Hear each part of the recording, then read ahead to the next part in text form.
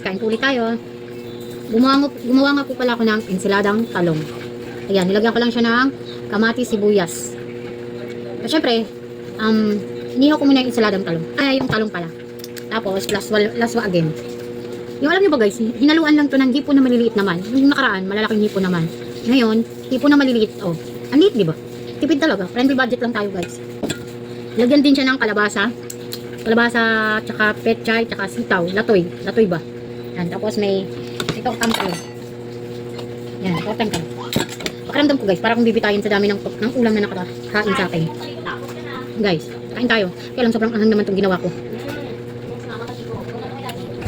Hop. Talong. Tortang talong guys. Ngayon pala ako mananghalian. Galing ako ng bayan. Sarap. Kaya ang sarap-sarap ng lutong probinsya. Alibasa kasi po, may kasama akong taga-probinsya. Kaya ang hinahanap ng ulam, lutong probinsya. Kung ano-ano na yung niluluto. Tawagan ng kahit ano. Ito guys. Kaya masarap guys. Latoy. Tsaka, nag-crave ako kanina sa tortang talong. Kaya nagluto rin ako.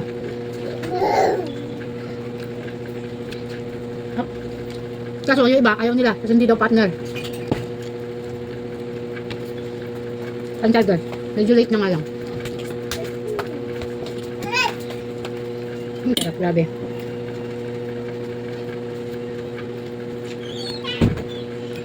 May kalabasa din siya. Hinaluan din siya ng kalabasa.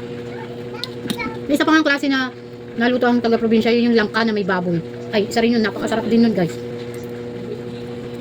Yun ang pinakadabas na natikman kong ulam. Ano lagi ko pinapaluto dito sa kasama ko.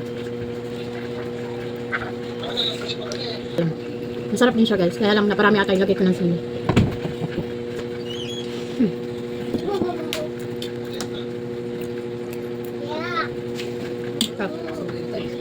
Kasi hindi ako magsasawa sa lutong probinsya.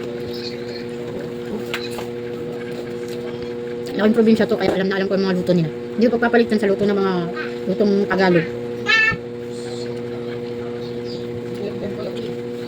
Kaya lang, parang hindi nga siya bagay. Oh, latoy.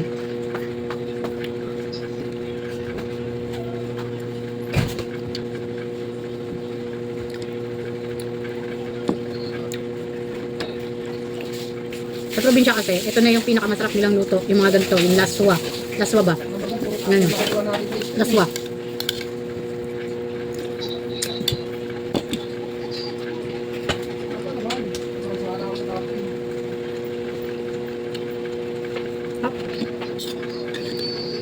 Bago siya.